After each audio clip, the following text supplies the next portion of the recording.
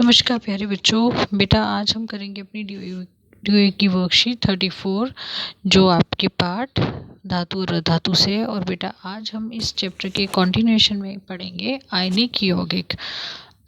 आयनिक यौगिक क्या होते हैं बेटा?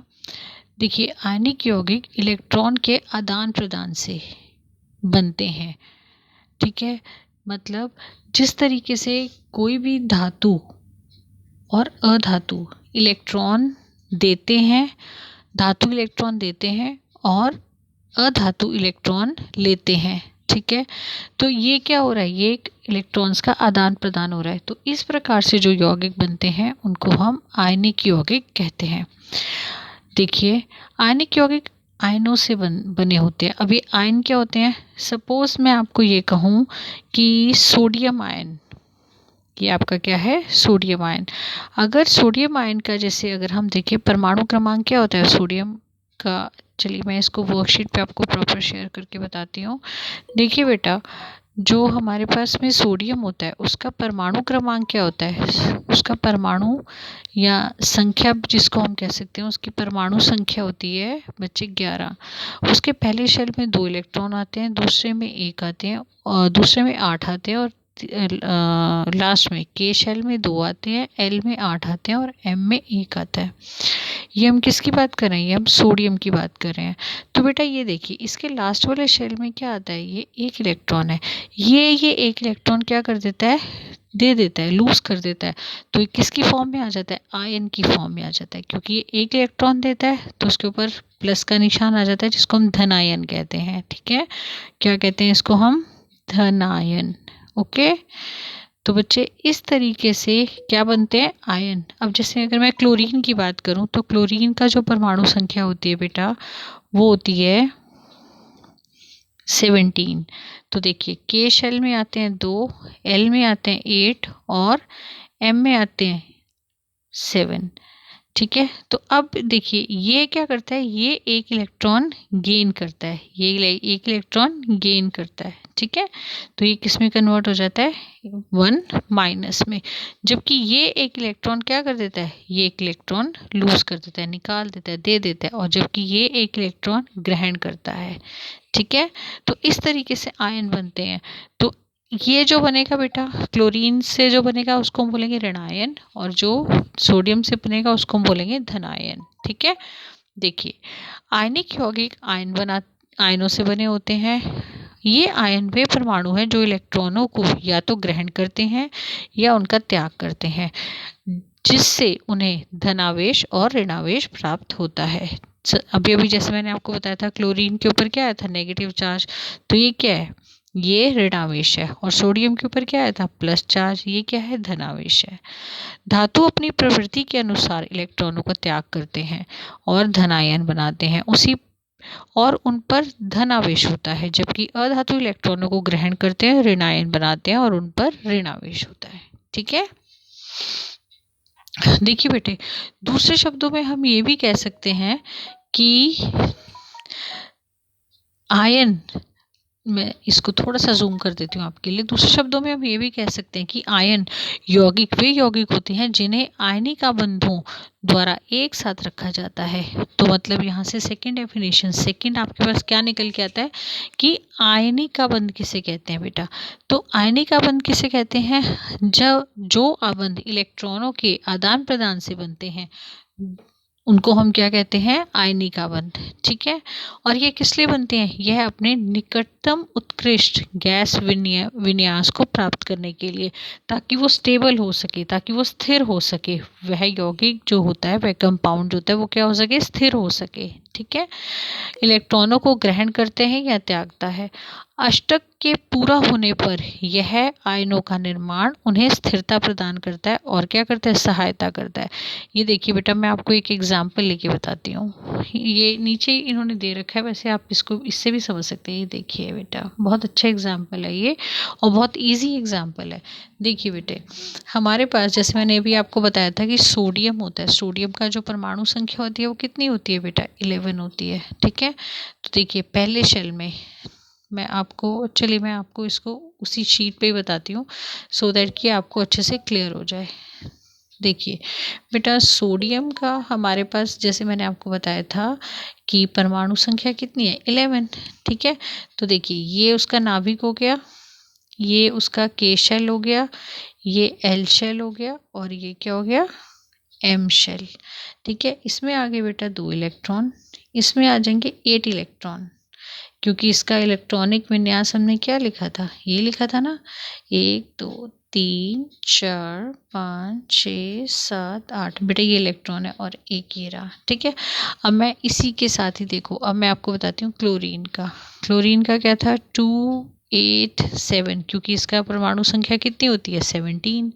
तो देखिए क्लोरीन का ये नाभिक, ये आपका के शेल, ये एल शेल और ये एम शेल। ठीक है, तो ये आ गया आपके पास में 2 इलेक्ट्रॉन, फिर 1 2 3 4 5 6 7 8 और यहाँ पे 1 2 3 4 5 6 7। ठीक है, अब देखिए बेटा ये एक इलेक्ट्रॉन, देखो जो हमारा कोई भी जो एलिमेंट होता है, कोई भी धातु या अधातु कब स्थिर होता है, जब उसका जो बाहरी कोश जो होता है, जो सबसे बाहरी कोश होता है वो अगर कंप्लीट होता है।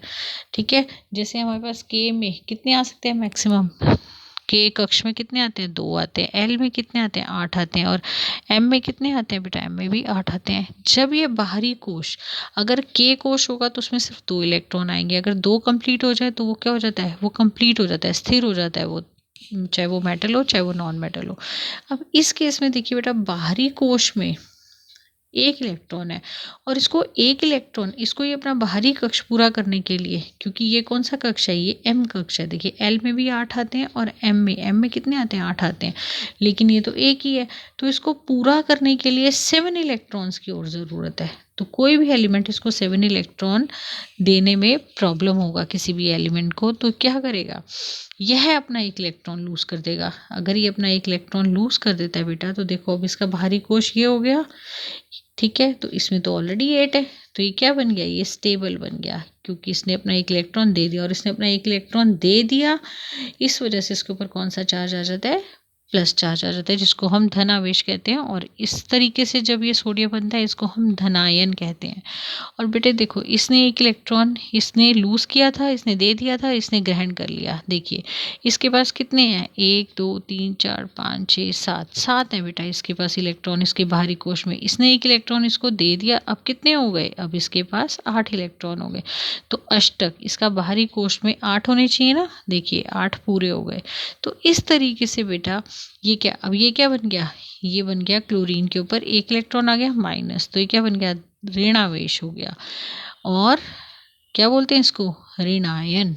ठीक है, तो इस तरीके से बेटा ये और इन दोनों के बीच में जो बंध बनेगा उसको हम क्या बोलेंगे, आयनिका बंध। तो देखिए इसको बहुत अच्छे से क्लियर, जो तत्व अपने निकटतम उत्कृष्ट गैस विन्यास को प्राप्त करने के लिए इलेक्ट्रॉनों को ग्रहण या त्याग करते हैं, ठीक है, वो स्थिर हो जाते हैं। अष्टक को पूरा होने के लिए आयनों का निर्माण उन्हें स्थिरता प्राप्त करने में सहायता करता है। जो बेटा ये अष्टक पूरा करने के लिए जो भी आयनों का निर्माण होता है वो उसको क्या प्रदान करता है, वो उसको स्थिरता प्रदान करने में सहायता करता है। धातु और अधातु के बीच अभिक्रिया में धातु आमतौर पर अष्टक को पूरा करने के लिए इलेक्ट्रॉन त्याग देते हैं, दे देते हैं, और अधातु इलेक्ट्रॉन ग्रहण कर लेते हैं। और धातु और अधातु आमतौर पर, हमेशा ध्यान रखिएगा बेटा, धातु और अधातु आमतौर पर, धातु और अधातुओं के बीच में कौन से बंध होते हैं, हमें आमतौर पर आयनिका बंध होते हैं, आयनिक यौगिक ही बनाते हैं अभिक्रिया करके। ठीक है, आयनिक यौगिकों का निर्माण अब कैसे होता है, आयनिक यौगिकों को स्थिर विद्युत यौगिकों के रूप में भी जाना जाता है। एक परमाणु से दूसरे परमाणु में इलेक्ट्रॉनों का स्थानांतरण, जैसे अभी अभी आपको समझाया मैंने शीट पे, द्वारा निर्मित रासायनिक बंध को आयनिक बंध के नाम से जाना जाता है। ठीक है, देखिए थोड़ा सा जूम करके आपको दिखा देती हूँ बच्चे, ये देखिए, देखिए इस वर्कशीट में बहुत आराम से, ये सोडियम का कितना था 11, पहले के कोश फिर एल और फिर एम। पहले में आएगा आपका 2 इलेक्ट्रॉन, क्योंकि के में मैक्सिमम 2 ही आते हैं, इसमें आ जाएगा आपका एल में 8, फिर कितने बच गए, देखिए 8 और 2 10 हो गया, 1 बच गया, 1 किस में आ जाएगा, M में आ जाएगा। देखिए ये रहा K शेल, ये रहा आपका L शेल और ये रहा आपका M शेल। ठीक है, अब यहाँ पे इन्होंने क्लोरीन का उदाहरण है, क्लोरीन के पास है 17 KLM 287, 8 और 2 10 और 7 17। तो देखिए 17 को इन्होंने, ये रहे 2 इलेक्ट्रॉन, ये आपका कौन सा शेल है, K शेल, ये आपका आ गया L शेल और ये आ गया आपका M शेल। देखिए M शेल में 1 2 3 4 5 6 और एक ये 7, ये इलेक्ट्रॉन इधर आ जाएगा, तो ये क्या बन गया, दोनों के बीच में आबंध बन गया। ठीक है, तो इस तरीके से इसने 1 इलेक्ट्रॉन इसको दे दिया, ये भी स्थिर हो गया क्योंकि इसके जो बाहरी कोश है उसमें 8 इलेक्ट्रॉन आ गए, और ये भी स्थिर हो गया क्योंकि इसको 1 इलेक्ट्रॉन और मिल गया, तो इसके पास भी बाहरी कोश में कितने हो गए, अब हो गए 8। तो इस तरीके से बेटा ये देखिए इसके ऊपर, ये देखिए सोडियम से, यह सोडियम से किस में बदल गया, सोडियम प्लस में, जिसको हम क्या कहते हैं, जिसको हम धनायन कहते हैं, और ये किस में बदल गया बेटा, क्लोरीन माइनस में, जिसको हम ऋणायन कहते हैं। ठीक है, देखिए आगे ये देखिए, और इसको लिखने का तरीका बेटा पर्टिकुलर होता है। ये देखिए जिस तरीके से हमने सोडियम ने अपना 1 इलेक्ट्रॉन दे दिया, ठीक है, तो किस में बदल रहा है, सोडियम प्लस में, तो क्या कर रहा है, 1 इलेक्ट्रॉन त्याग रहा है, निकाल रहा है अपने में से, और ऐसे क्लोरीन जो है वो 1 इलेक्ट्रॉन ले रहा है, तो वो इधर आ जाएगा और किस में बदल गया, Cl माइनस में। ये देखिए, तो ये पर्टिकुलर लिखने का इसका तरीका होता है बेटा। ठीक है, नेक्स्ट एग्जाम्पल देखिए आप, देखिए, और ये एग्जाम में आता भी है बच्चे, मैग्नीशियम क्लोराइड का निर्माण किस प्रकार होता है। मैग्नीशियम क्लोराइड के निर्माण के लिए भी देखिए, मैग्नीशियम ने 2 इलेक्ट्रॉन अपने दे दिए, लूज कर दिए।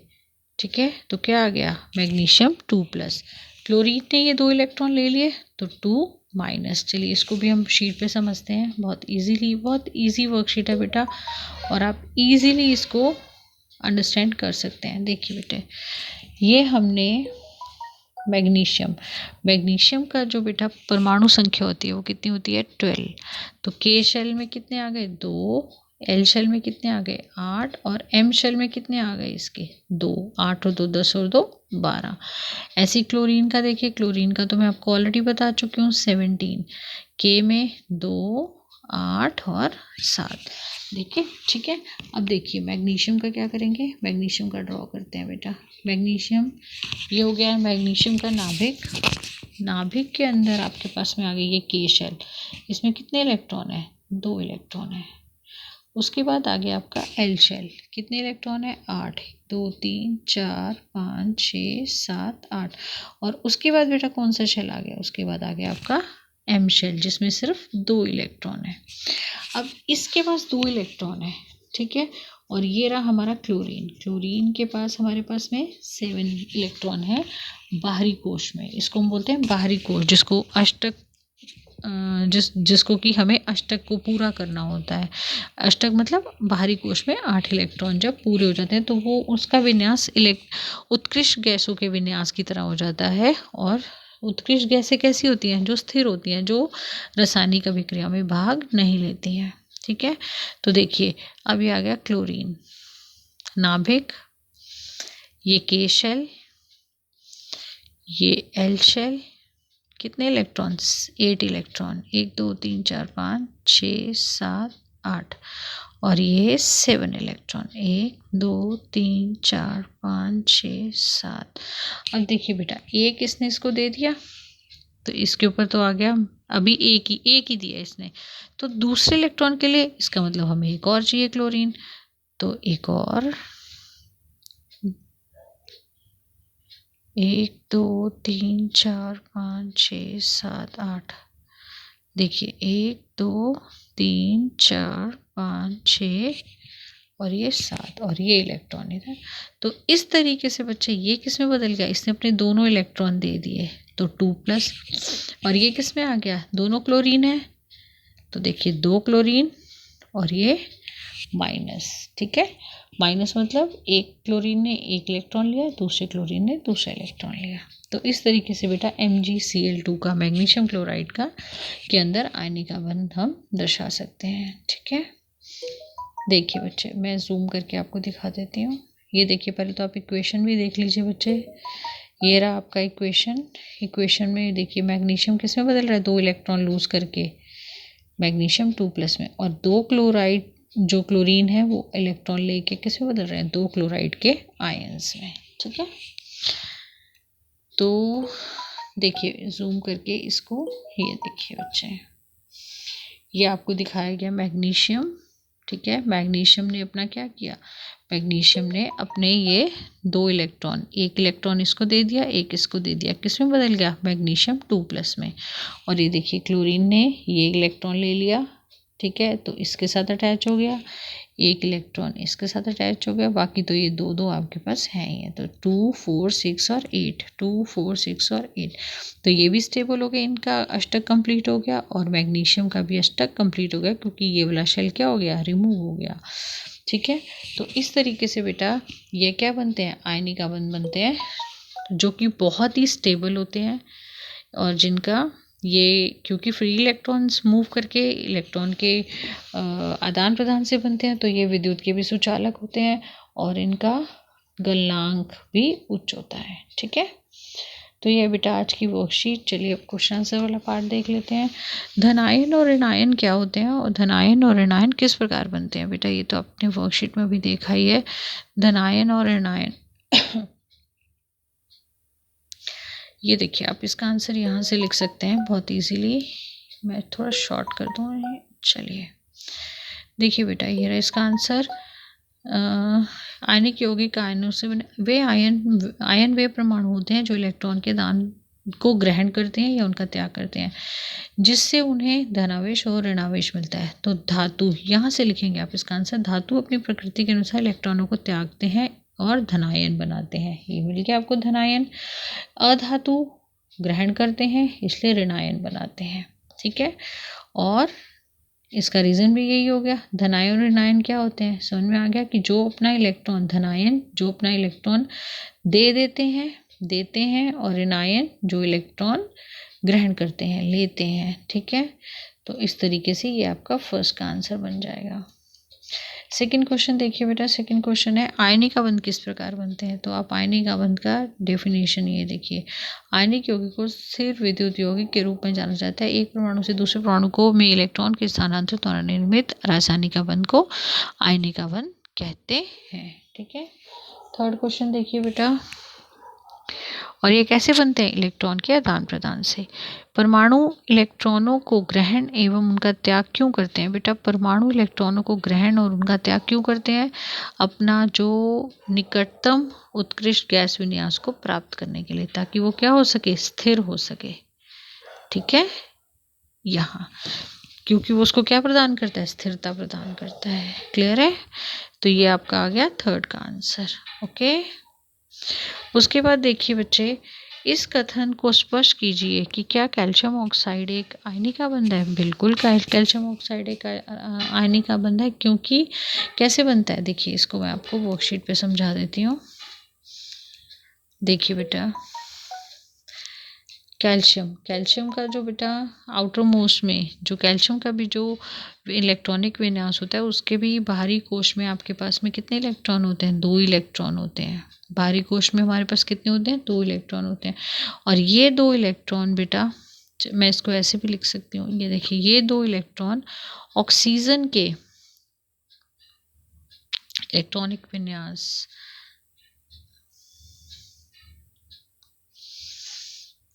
के साथ में आपको मिल जाएगा। ठीक है, तो हमारे पास क्या आता है, कैल्शियम ऑक्साइड। तो ये बेटा ये दोनों ही इसको दे देगा, बल्कि तो आपको इसकी ज़रूरत नहीं पड़ेगी। कैल्शियम क्या बोला हुआ है क्वेश्चन में उन्होंने आपको, एक सेकेंड, तो ये क्या बना देगा, कैल्शियम ऑक्साइड। एक second, let me move to the question. Calcium oxide था, calcium hydroxide, just forget it. एक मिनट बेटा, ये है आपका कैल्शियम ऑक्साइड। ओके, CaO, तो बस ज़रूरत ही नहीं है बच्चे हमें। ये देखिए, कैल्शियम के बाह्यतम कोश में बेटा, जो बाहरी कोश होता है कैल्शियम का, उसमें हमारे पास में कैल्शियम, देखिए मैं आपको पूरा बता देती हूँ। कैल्शियम का परमाणु क्रमांक होता है 20। पहले कोश में 8 आ गए, फिर 8 आ गए, फिर 8 आ गए, और फिर बेटा 2 आ जाते हैं। ठीक है, तो हमारे पास कितना आ गया इसका इलेक्ट्रॉनिक विन्यास। ठीक है, बाहरी कोश में 2 आ गए ना इलेक्ट्रॉन। तो अब इसे अष्टक बाहरी कोश में 8 पूरा करने के लिए 2 इलेक्ट्रॉन क्या कर देगा, दे देगा, लूज कर देगा। तो कैल्शियम ये अपने 2 इलेक्ट्रॉन क्या कर देता है, लूज कर देता है और किस में आ जाता है, 2+ में आ जाता है। और ऐसे ही ऑक्सीजन जो है वो 2 इलेक्ट्रॉन क्या कर लेगा, ग्रहण कर लेगा और 2 इलेक्ट्रॉन ग्रहण करेगा तो किस में आ जाएगा, ऑक्सीजन 2-। अब देखो इसको लिखने के लिए भी कैसे लिखेंगे, तो कैल्शियम के ये जो बेटा जो फ्री इलेक्ट्रॉन जो बाहरी कोश में इलेक्ट्रॉन होते हैं बस हमें वही लिखने की ज़रूरत है। प्लस ये देखिए प्लस भी नहीं डालेंगे तो भी चलेगा क्योंकि आयनिक बंध बनेगा। और ऑक्सीजन के बाहरतम कोश में ऑक्सीजन का जो परमाणु संख्या होती है बेटा वो 8 होती है। तो 2 और 6, तो बाहरी कोश में कितने आ गए, 6, 1 2 3 4 5 6। तो ये भी इलेक्ट्रॉन इसने दे दिया, इसको ये भी इलेक्ट्रॉन दे दिया। तो क्या बन गया, ये बन गया Ca2+ O2-। तो क्या बन गया, ये है, इसने 2 इलेक्ट्रॉन दे दिए और इसने 2 इलेक्ट्रॉन ग्रहण कर लिए। ठीक है, तो इस प्रकार से बच्चे ये आपका क्या बन जाता है, कैल्शियम ऑक्साइड क्या बनाता है, एक आयनिक अबंध, आयनिक यौगिक बनाता है। ठीक है, नेक्स्ट देखिए बेटा, नेक्स्ट क्वेश्चन है इलेक्ट्रॉन स्थानांतरण द्वारा सोडियम क्लोराइड के निर्माण की व्याख्या कीजिए। बस बच्चे आपको ये पूरा बना देना है, बहुत सिंपल है, ये बना देंगे आप पूरा। और अगर आपको इसको थोड़ा सा और उसमें लिखना है तो आप ऐसे करके भी लिख सकते हैं। ये देखिए बहुत आसान तरीके से, ये सोडियम क्लोराइड का आपको लिखना है ना बेटा, तो आप लिखेंगे सोडियम का कितना है, बिल्कुल जो जो स्टेप मैंने आपको बताए, 2 8 और 1। क्लोराइड का क्या है, 2 8 और 7। तो देखिए सोडियम के पास में 1 इलेक्ट्रॉन है ना, हमें बाहरी कोश में ही लिखने होते हैं इलेक्ट्रॉन। और क्लोरीन के पास कितने हैं, दोनों को अलग अलग उससे बना दीजिएगा, क्रॉस 2 3 4 5 6 और ये 7। और ये भी इलेक्ट्रॉन इसके पास आ गया, तो क्या बन गया, इसके ऊपर आ गया बेटा पॉजिटिव चार्ज और इसके ऊपर क्या आ गया, नेगेटिव चार्ज। तो आप इसको ऐसे भी ब्रैकेट में भी लिख सकते हैं मेंशन करके। ठीक है, तो इसके ऊपर 2 2 4 2 6 और ये 2 8 और इसने 1 इलेक्ट्रॉन ले लिया। तो ये अबंध बन गया इनके बीच में, तो क्या बन गया, Na+Cl-। तो इस प्रकार से बच्चे ये क्या बना देते हैं, रासायनिक अबंध बना देते हैं। ठीक है, और इसको हम क्या बोलते हैं, आयनिक अबंध। तो बेटा ये थी आज की आपकी worksheet. Yes, completed, we have completed all the question. ये थी बेटा आज की आपकी वर्कशीट। उम्मीद करती हूँ आपको अच्छे से समझ आई होगी। तो अपना काम कंप्लीट कीजिए, वीडियो को लाइक करो, शेयर करो and subscribe the channel. Thank you बेटा।